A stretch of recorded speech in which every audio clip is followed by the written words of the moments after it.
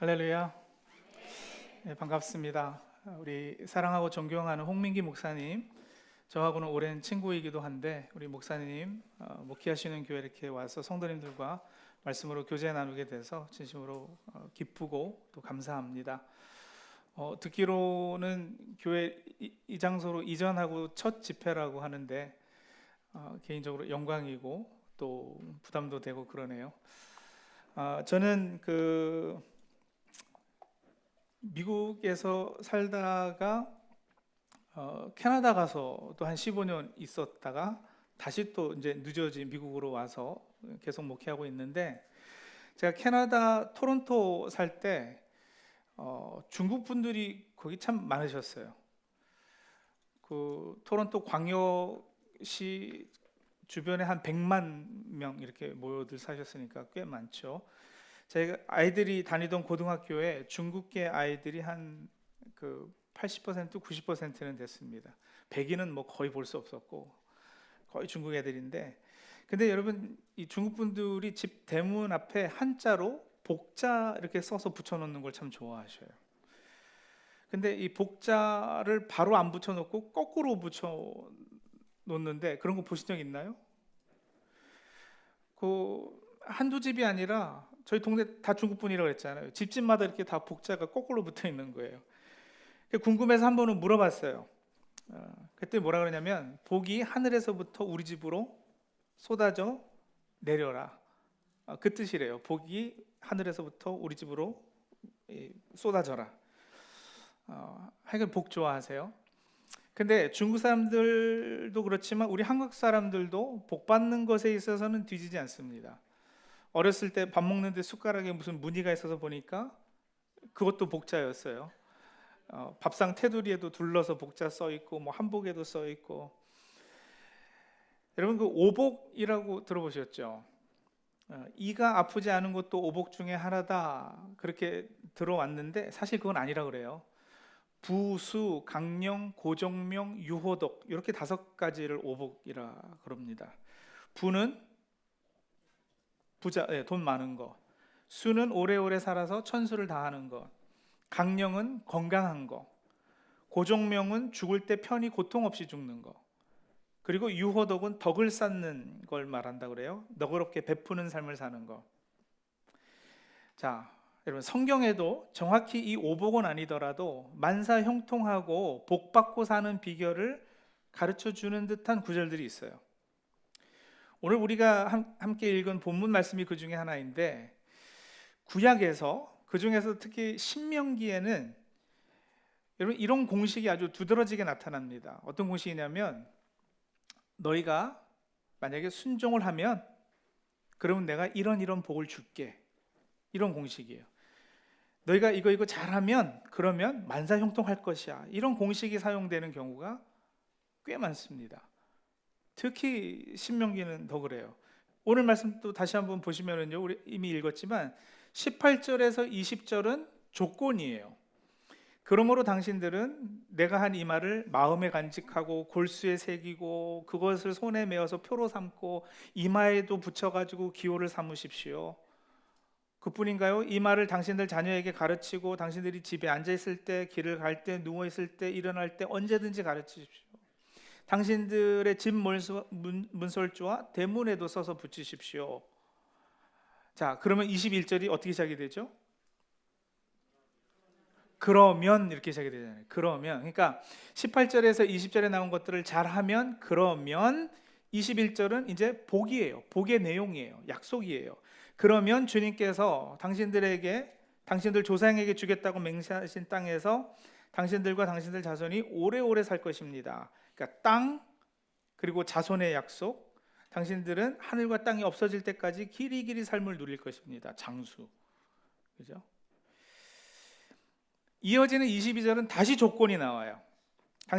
내가 당신들에게 명한 이 모든 명령을 정성껏 지키며 주 당신들이 하나님을 사랑하고 그의 모든 길을 따르며 그에게 충성하면, 조건이죠. 그러면 23절은 뭐겠어요? 복의 내용이죠. 약속되는 복의 내용이에요. 그러면 23절, 주님께서 이 모든 민족을 당신들 앞에서 다 쫓아내실 것입니다. 그리고 당신들은 당신들보다 강대한 나라들을 차지할 것입니다. 다시 땅의 약속. 자, 여러분 이런 구절들을 우리가 조건문이라 이렇게 부르죠. 영어로는 if then statement다 이렇게 불러요. if 만약에 만일 너희가 이런 것들을 잘하면 then 그러면 이런 복을 너희들에게 줄게. 너무 길어서 여러분 우리가 25절까지만 이렇게 읽었지만 26절에서 28절도 이렇게 보시면 26절에는요 복과 저주를 너희들 앞에 두었다 이렇게 말씀하시고요. 27절은 명령을 귀담아 듣는 사람은 뭘 받을까요? 복을 받을 것이다. 28절에는 명령을 귀담아 듣지 않고 하나님의 길을 떠나서 다른 신을 섬기는 사람은 어떻게 돼요? 저주를 받을 것이다. 여러분 언제 시간이 되시면 신명기를 한번 한 자리에서 쭉 읽어보세요. 모세가 이제 가나안 땅 입성을 눈앞에 두고 있는 이스라엘 백성에게 간절하고도 안타까운 심정으로 마치 어린아이를 물가에 내놓는 부모의 마음으로 설교하는 것이 이제 신명기의 내용인데, 이 신명기에서는 하나님께서 모세를 통해 계속해서 이 조건문 if then 공식을 사용하시면서 복과 저주를 말씀을 하시는데, 자 그런데 여러분 여기 이제 약간의 오해의 소지가 있는 거예요. 자 보세요. 말 잘 듣고 순종하면 복 받고 순종하지 못하면 저주를 받는다. 맞아요, 틀려요?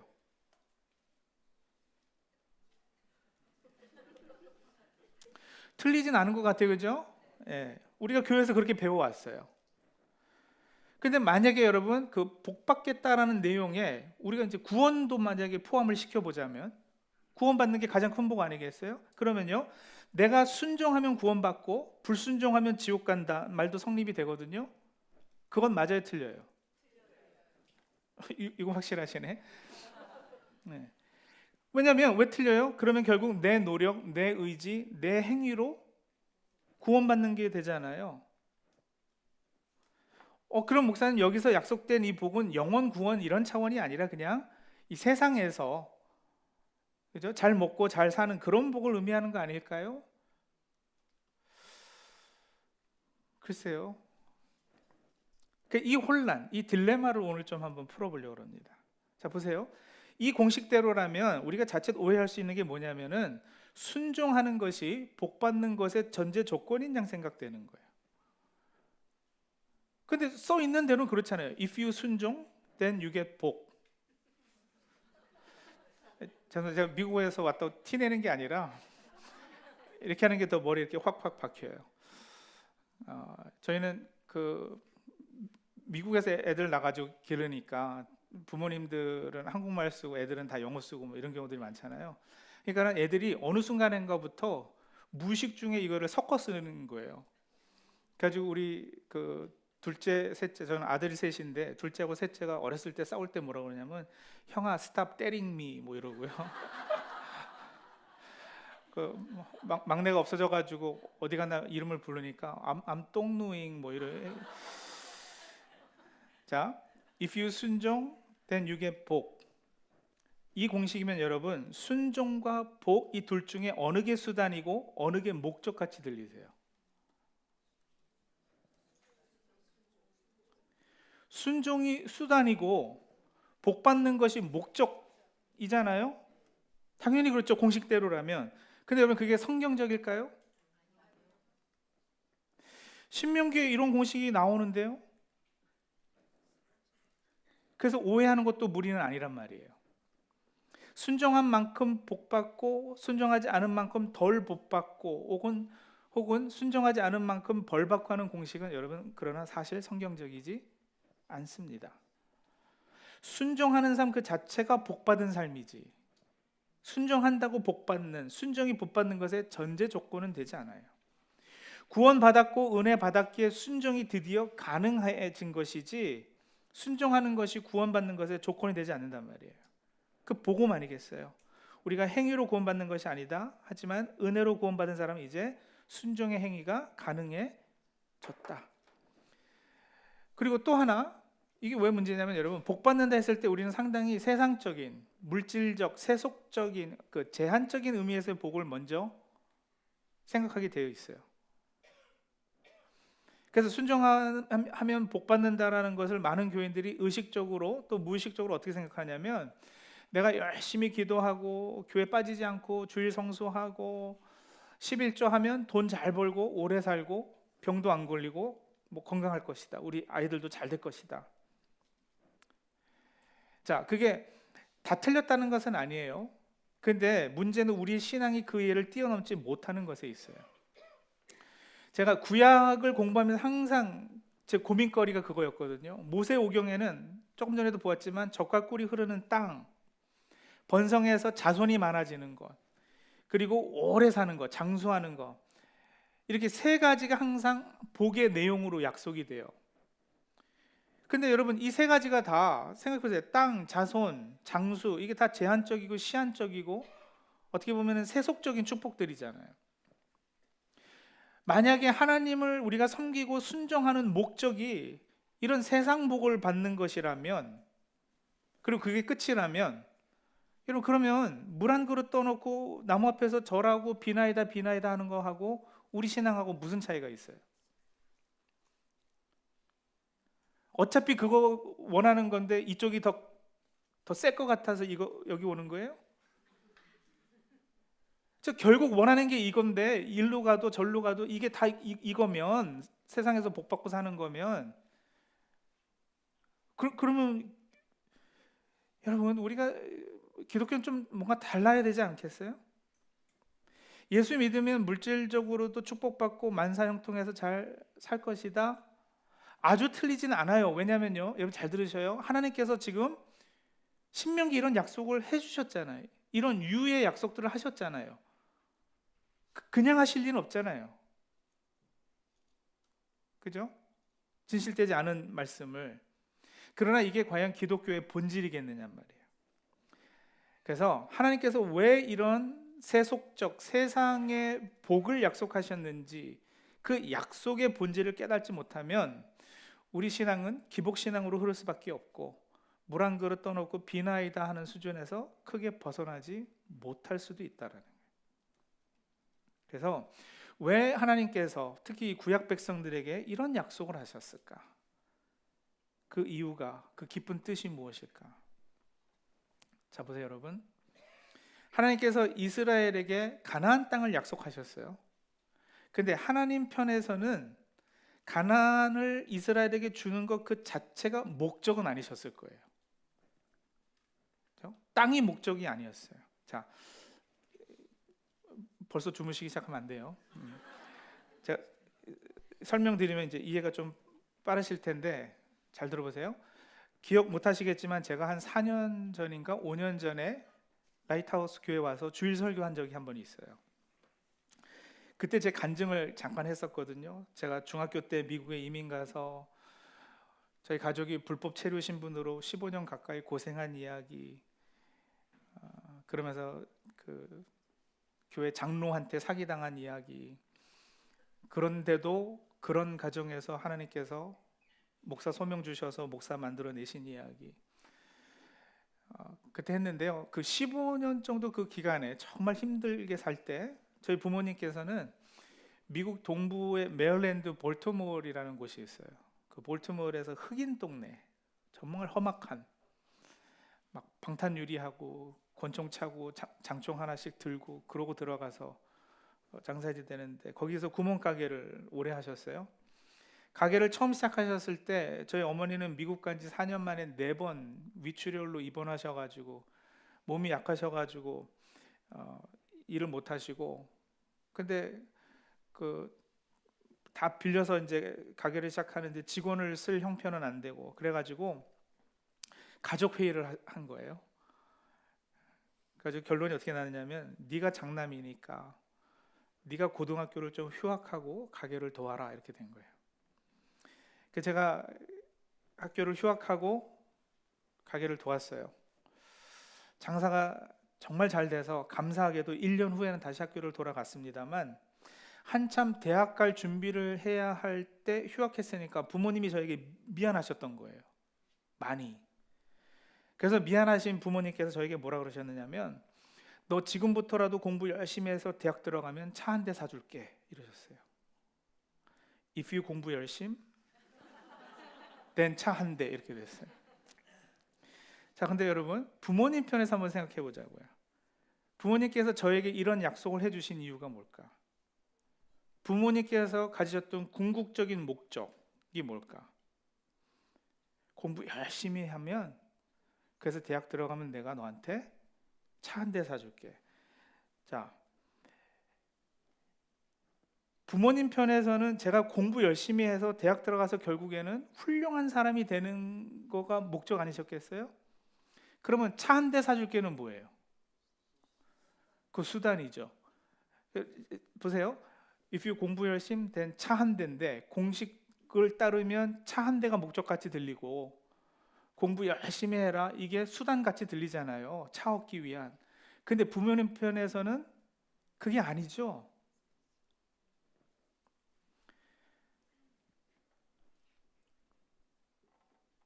부모의 의도는 이 아이에게 차 한 대 사주는 것에 있지 않고 이 아이가 공부 열심히 해서 나중에 훌륭한 사람이 되는 것에 있어요. 근데 만약에 제가 그런 의도를 제대로 알아차리지 못하고 대학 들어가자마자 차 한 대가 생겼어요. 저는 공부를 차 한 대 얻으려고 한 거예요. 근데 목적 달성이 됐어요. 그럼 대학 계속 다녀요, 말아요? 목적 달성했는데 뭐하러 다녀요? 무슨 얘기인지 아시겠어요? 그래서 학교 때려치면 저희 부모님이 되게 기뻐하시겠죠? 그 얘기예요. 다시 하나님과 그 백성 관계로 돌아와서 생각해 보시라고요. If you 순종, then you get 복. 어느 게 수단이고 어느 게 목적일까요?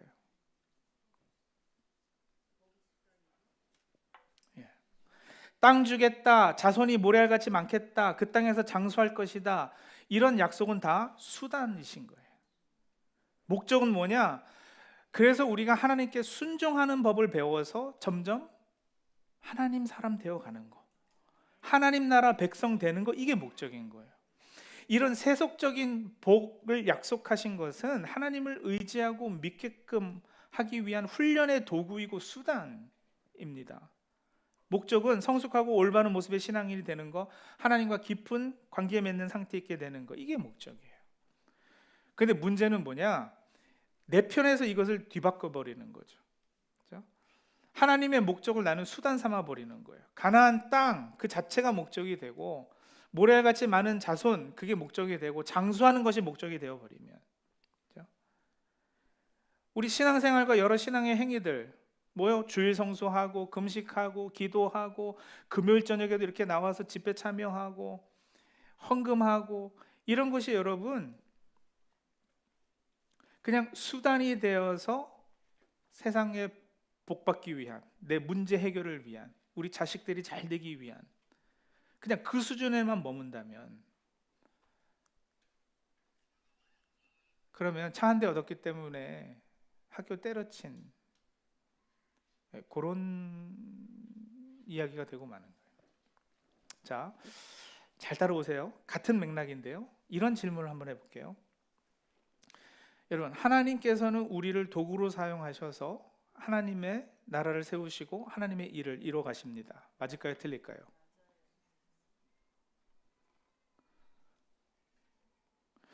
이제 막 대답이 안 나오죠.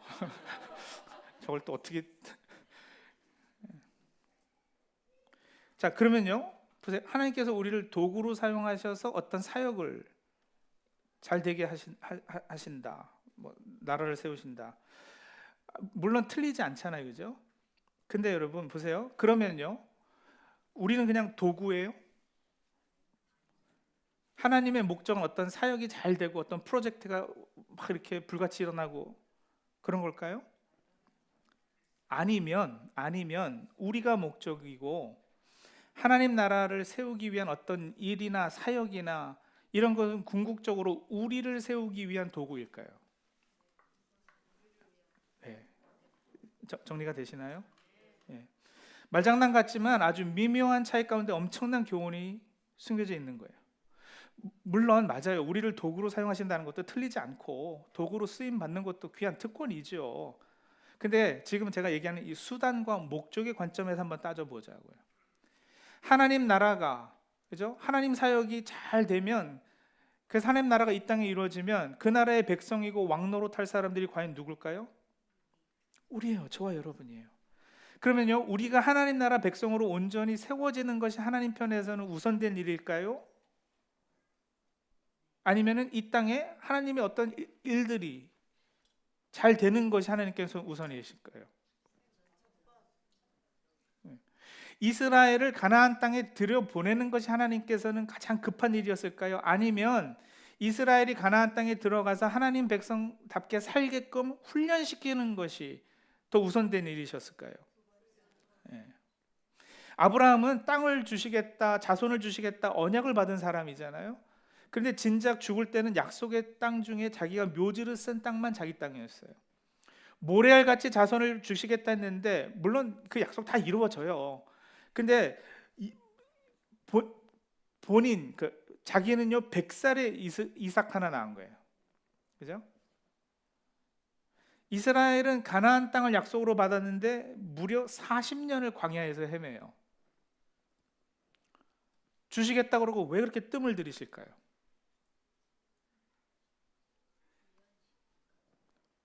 예. 우리도 마찬가지예요, 여러분. 예수 믿으면 만사 형통할 줄 알았는데 우리 옛날에는 전도할 때 그랬거든요. 예수 믿으면 복 받아요. 잘 살 거예요. 만사 형통할 거예요. 행복할 거예요. 근데 여러분 젖과 꿀이 흐르는 땅에서 살 줄 알았는데 광야가 웬 말이냐고요. 왜냐하면 여러분 하나님께는 저와 여러분이 목적이기 때문에 그래요. 우리 한 사람 한 사람이 하나님 자녀된 삶 가운데 때로는 그렇게 역경과 시련과 고난이 많은 이유가 바로 그 때문이에요. 예수 믿지 않는 저 옆집 저기는요 아무 문제 없이 그냥 다 형통하게 사는 것 같아요. 그렇죠? 세상에 나쁜 놈들은 그렇게 악을 행해도 잘 먹고 잘 사는데 말이죠. 시편 73편 보시면 시편 기자 아삽이라는 사람이 그렇게 고백하거든요. 내가 악인의 형통함을 보고 질투하였다. 시험에 들어서 거의 넘어질 뻔했고 내 걸음이 미끄러질 뻔했다. 어떻게 그들은 죽을 때도 고통이 없고 일반 사람들이 당하는 고난이나 재앙이 없고 심지어 소득 인컴이에요. 마음의 소원보다도 많다 이랬거든요. 그럼 대체 얼마를 버는 거예요? 근데 우리는 열심히 교회 다니고 기도해도 왜 때로는 여전히 이 사막 같은 광야에서 목마르고 힘들어하고 있느냐 말이죠. 왜냐면 여러분 하나님께서는 이스라엘 광야 40년을 통해서 이스라엘이 애굽에서 살 때부터 그 몸에 배었던 노예 근성을 없애주셨어요. 만나를 내리셔서 하나님이 주시는 양식을 먹고 사는 훈련을 받게 해주신 거예요. 구름 기둥, 불 기둥으로 따라다니는 그 인도함 받는 훈련. 그렇게 이스라엘은 하나님의 온전한 백성으로 세워지게 되는 거죠. 그런 그들에게 약속된 것이 동기부여하느라고 하나님께서 수단 삼으신 것이 뭐였느냐? 젖과 꿀이 흐르는 땅 줄게. 거기서 니네들 장수할 거야. 자손이 모래알같이 많아질 거야.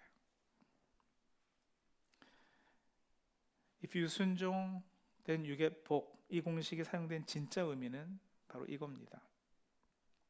그러니까 여러분 우리 삶도 마찬가지예요.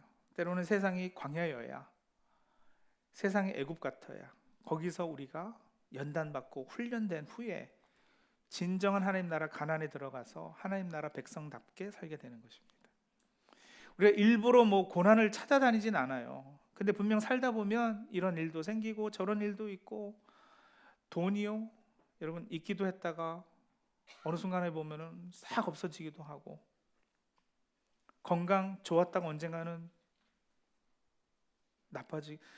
제가 100% 이루어질 예언 하나 해드릴까요?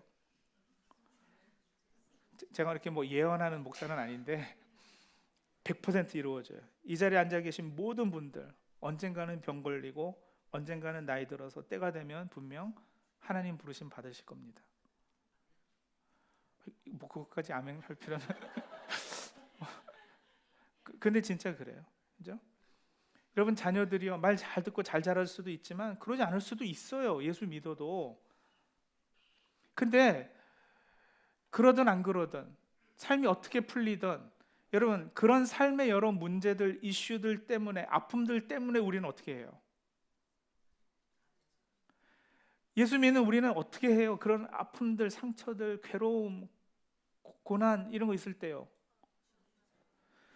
주님 전에 나와서 하나님께 매달리고 엎드리고 기도하잖아요. 그 기도라는 게 결국 뭔데요? 문제 해결해 주시죠. 기도할 때마다 응답 약속하셨으니까요.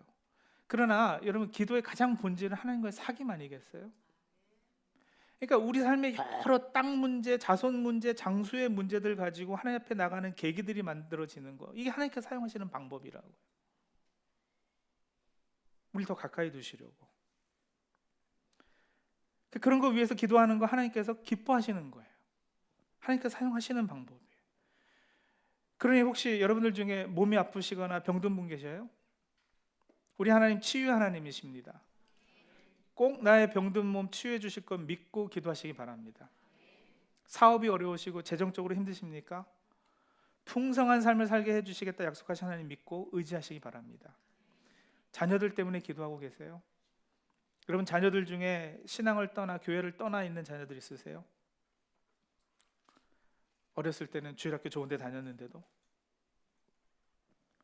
근심하지 말고 기도하시면 분명 돌아옵니다. 삶이 고통스럽고 힘드세요?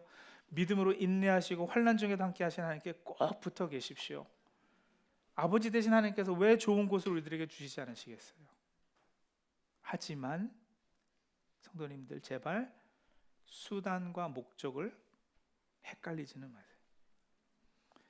무엇을 목적 삼으셔서 하나님께서 무엇을 수단으로 삼으시는지 분별하시는 지혜가 있으시길 바랍니다. 하나님의 목적은 나입니다.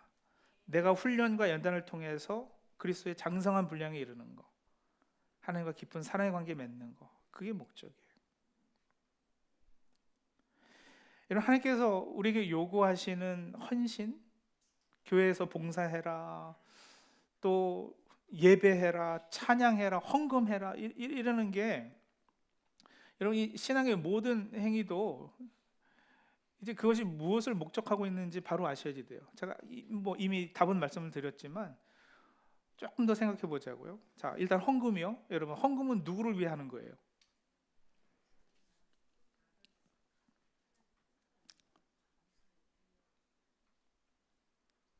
누구를 위해서 하는 거예요?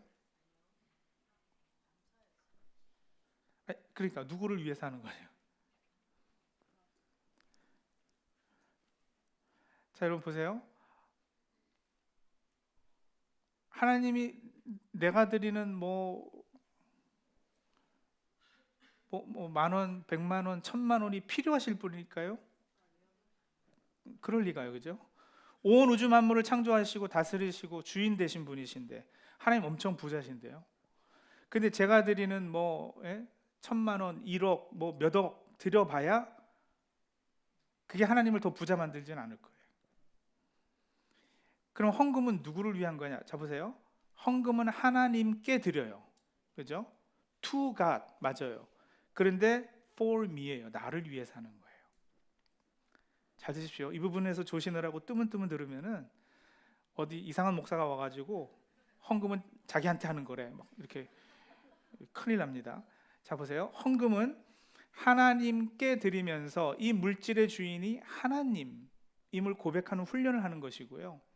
내가 가진 모든 것이 다 선물로 주어진 것을 깨닫고 감사하는 훈련을 하는 것이고요. 드리면서 탐욕이 깨어지고, 그래서 내가 돈 의지하고 돈에 목숨 걸고 사는 존재가 아니라 하나님의 은혜로 사는 존재임을 고백해 하게끔 하시려고 헌금해라 이러시는 거예요. 나를 위한 거예요. 여러분, 그 sixpence none the richer이라는 표현 들어보셨어요? 직역하면은 sixpence만큼 더 부유해지지는 않았지만 이런 뜻이에요. Sixpence none the richer. C.S. 루이스라는 분이 그 순전한 기독교라는 책을 쓰셨는데 그 책에 나오는 이야기예요. 꼬마 아이가 아빠한테 가가지고 아빠 생일 선물 사게 6펜스 주세요. 영국이니까 그러니까 6만 원이라고 그럴게요. 6만 원 좀 주세요. 그럼 아버지는요, 이 아빠 생일 선물 사겠다는 아이의 생각과 마음이 너무나도 기특하고 고맙죠. 그래서 이 아이한테 6만 원을 줘요. 그래서 6만 원 가지고 아이가 선물 사가지고 아빠한테 주면 그 아빠는 경제적인 차원에서 6만 원 더 부자 된 거 아니잖아요. 그죠? Sixpence none the richer이에요. 더 부자 되지 않았어요. 그런데 여러분, 그 꼬마 아이한테, 아들한테 그 선물을 받는 아빠의 마음, 그 아이가 기특하게도 그런 생각을 해서 그렇게 표현을 할 수 있다는 거, 아빠로서 얼마나 뿌듯하고 좋을까요? 헌금이 그런 거란 말이에요. 우리가 얼마를 드린다고 해서 하나님께서 더 부자, 그럴 리가 없다고요. 그러나 그 하나님께서 얼마나 기특하게 여기실까, 예쁘게 보실까. 찬양은요, 찬양은 누굴 위해서 할까요? 이쯤 되면 이제 정답이 좀 나와야 되는데, 찬양은 나를 위해서 하는 거예요. 하나님께 드리지만 나를 위해서요. 찬양은 칭찬이란 뜻이잖아요. 여러분, 하나님 내가 칭찬해 드려야 막 자신의 에고가 채워지고 으쓱해지고 이런 분이세요? 내가 인정하고 칭찬해도 그러지 않아도 하나님은 여전히 위대하시고 높으시고 선하신 분이세요. 왜 찬양하느냐? 일단 하나님의 어미로우심 앞에 서면 자연스럽게 터져나오는 반응이 찬양이고요. 나를 은혜로 대해주셨기 때문에 할 수 있는 게 일단 찬양이고, 그리고 찬양하면서 나보다 더 위에 계시는 높은 분이 계시다라는 것을 확인하는 거. 그래서 내가 스스로 하나님 자리에 앉으려 했던 자아를 죽이는 작업하는 것이 찬양이에요. 하나님은 하나님이시고 나는 하나님이 아니다, 이걸 고백해내는 거. 예배, 봉사, 헌신이 다 나를 위해서라는 거예요. 이기주의적이고 나 혼자 잘 먹고 잘 사는 나가 아니라 온전한 하나님의 사람으로 빚어져 가는 나. For me.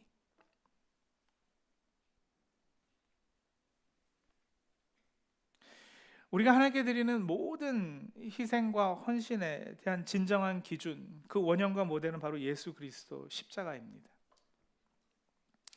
예수 그리스도께서 십자가에서 달리신 것이 가장 완벽한 제사였고, 여러분, 우리 헌금도 구약의 제사에서 유래된 거 아니겠어요? 제물 드리는 거에서.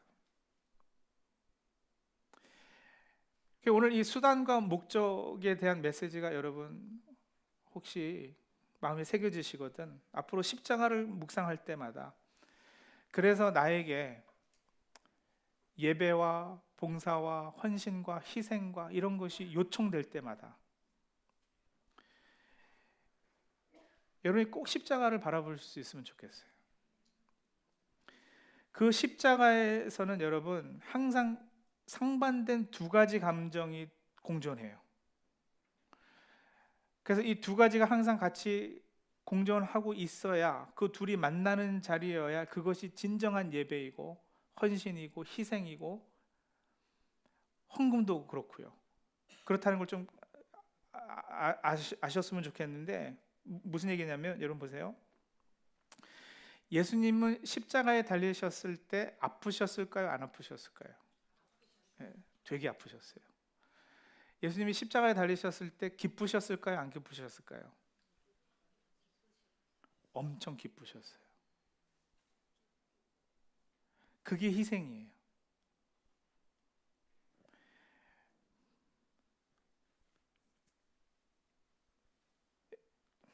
보세요. 예수님께서는 십자가에서 육체적 고통은 물론 하나님께 버림받으신 고통을 당하셨어요. 제자들도 다 뿔뿔이 도망쳤잖아요. 그죠? 육체적 고통도 뭐 말할 수 없어요. 근데 여러분, 육체적 고통만 따지면은 예수님의 제자들도 다 순교했거든요. 그죠? 톱으로 반 썰린 사람도 있고, 창에 맞아 죽은 사람도 있고, 십자가 거꾸로 매달려 죽은 사람도 있고, 요한은 반모섬에 가기 전에 기름에 튀겨져서 나와요. 그러니까 육체적 고통으로 따지면 뭐, 예. 근데 여러분, 예수님은 하나님께 버림받은, 어찌하여 나를 버리셨나이까, 그 고통의 심연은 우리가 이해조차 할 수 없는 정도일 거예요. 되게 아프셨어요. 근데 동시에 여러분 히브리서 12장 2절 보시면 예수님께서는 그 앞에 있는 기쁨을 바라보시고 십자가를 참으셨다 이러셨거든요. 그러니까 자신의 희생을 통해서 구원받을 택하신 주의 백성, 그러니까 십자가에 달리셔가지고요, 내가 이렇게 죽음으로써 노승환이가 살겠구나. 승환이가 구원받고 하나님과 관계가 회복되겠구나. 이거 생각하셔가지고 너무 그 기쁨에 벅차서 이기지 못하셨다라는 거예요. 십자가는 그래서 여러분 굉장한 아픔과 엄청난 기쁨이 공존하는 자리, 이 둘이 만나는 자리. 우리 희생과 헌신도 마찬가지라는 거예요. 되게 아픈데 엄청 기뻐야지 돼요. 하나님이 나를 목적 삼으셨다라는 거, 그게 깨달아지면 여러분 11조 여러분 제대로 하면은 생각해 보세요. 아픔이 있을까요, 없을까요? 여러분 헌금 제대로 하려면 아픔이 있어요, 없어요? 아파야지 돼요. 아프지 않은 데까지 헌금하는 건 그 헌금 아니에요. 어떻게 아파야지 되느냐? 아이들 학원 하나는 포기해야지 될 정도. 그죠? 아파요. 실질적으로 이거 되게 아파야지 돼요. 저 애들하고 어렸을 때 그런 얘기 했거든요. 뭐 피아노도 배우고 바이올린도 배우고 캐나다 사니까 학기도 다녀야지 되고 뭐가 많아요. 근데 야, 우리는 하나는 포기해야지 된다. 헌금해야지 된다. 근데 여러분 아프기만 하면 그거 헌금이에요, 아니에요? 그것도 아니란 말이에요. 자, 1,000만 원 버는 사람이 한 달에 10,000원 헌금하면 아파요, 안 아파요? 물론 믿음의 분량에 따라 다르겠지만 무슨 얘기인지 아시죠? 안 아파요. 그거는 내가 하나님의 목적됐다라는 것을 자각하는 사람이 헌금은 아닐 거예요. 1,000만 원 받는 사람이 700만 원 헌금했어요. 아파요, 안 아파요? 되게 아프기만 할 것 같아요. 무슨 얘기인지 아시겠어요? 자, 그리고 여러분 헌금하는 게 기뻐야지 되는 거예요. 내가 나를 구원하시고 나를 목적 삼으신 하나님 앞에 내가 이렇게 드릴 수 있다라는 거, 내 일부분을 떼가지고 하나님께 이렇게 내 사랑을 표현해 드릴 수 있다라는 거, 이게 어디까지가 아프고 어디까지가 기뻐서 만나는 자리가 어디인지. 그럼 이제 액수도 딱 나와요. 여러분 앞으로 헌금할 때는 그거 한번 생각해 보시고 헌금 액수도 정해 보세요. 근데 헌금 얘기만 하는 게 아니라 우리의 봉사가 그렇고, 봉사가 짐이 돼 가지고 아프기만 하면 여러분 책임으로만 다가오면 기뻐야지 돼요. 근데 아픔이 있어야죠. 포기해야지 되고 손해봐야지 되는 것들이 있어야 되고, 당연히요. 그러나 아픔이 억지나 강요받아서가 아니라 하나님의 목적이신 내가 올바른 하나님의 사람으로 세워지고 하나님 나라 백성 되는 것을 알기 때문에 기쁜 거, 그 아픔과 기쁨이 만나는 그 자리, 이게 무엇이 수단이고 무엇이 목적인지를 분별한 사람들의 바른 신앙의 모습일 것입니다. 그게 십자가거든요. 사랑하는 라이트하우스 성도 여러분, 하나님께는 우리가 목적입니다. 우리 한 사람 한 사람을 빚으시려고 자신의 독생자를 십자가로 내어주셨습니다. 우리를 빚으시려고 예배자로, 사역자로 헌신을 요구하시는 거예요. 그 이제 관점이 바뀌지 않으시나요? 일을 위해서 일하라고 부르시는 게 아니고요, 우리를 그리스도의 장성한 분량에 이르게 하시려고 일을 맡기시는, 그래서 그 일은 특권이에요. 사역할 수 있으면 기쁨이에요. 하나님께서 우리를 목적 삼으셨다면 이제 우리도 하나님 한 분만을 우리의 궁극적인 목적으로 삼아야 되지 않겠습니까? 하나님께서 주시는 세상적인 축복 누리는 거 좋습니다. 그러나 그것 자체가 목적이 되면 그것은 우상이에요. 그럼 하나님 또 그 우상 깨트리는 작업하셔야 돼요. 왜냐하면 우리가 목적이니까요. 하나님께서 약속하신 축복 주시겠죠. 우리 기도 응답하시겠죠. 시간이 좀 더디게 걸리는 것 같아도 가나안 땅 들어가시겠죠. 그럴 거예요. 근데 만약에 여러분 그리 아니하시면 어떡하실까요?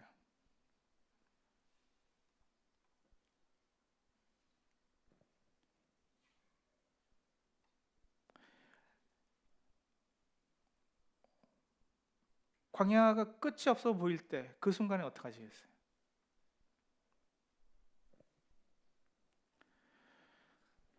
오늘 이 설교를 듣고 수단과 목적이 정리가 되셨다면 그리 아니하실지라도 괜찮습니다. 아니, 분명 그렇게 하실 거예요. 신실하신 하나님이신데 약속하시고 뭐 모르신다 그러시겠어요? 절대 그러실 리 없어요. 그러나 내 편에서 그것이 너무 더디 이루어지고 안 이루어지는 것 같이 느껴질지라도, 그리 아니하실지라도 괜찮아요. 왜냐하면 이제 그 정도 수준의 신앙이면 하나님의 목적이 나인 것처럼 이제 내 목적도 하나님이기 때문에 하나님 한 분만으로 족하다는 고백을 할 수 있게 되실 것이기 때문에 그렇습니다. 오래전 하박국 선지자의 고백이 그래서 오늘 저와 여러분의 고백이 되기를 소원합니다. 비록 무화과 나무가 무성하지 못하며 포도나무에 열매가 없으며 감람나무에 소출이 없으며 밭에 먹을 것이 없으며 우리의 양이 없으며 외양간에 소가 없을지라도, 그러지 않을 거지만, 약속하셨으니까 그러지 않을 거지만, 그럴지라도 어떻게 해요? 우리 한번 같이 읽을까요? 나는 여호와로 말미암아 즐거워하며 나의 구원의 하나님으로 말미암아 기뻐하리로다. 아멘. 기도하겠습니다.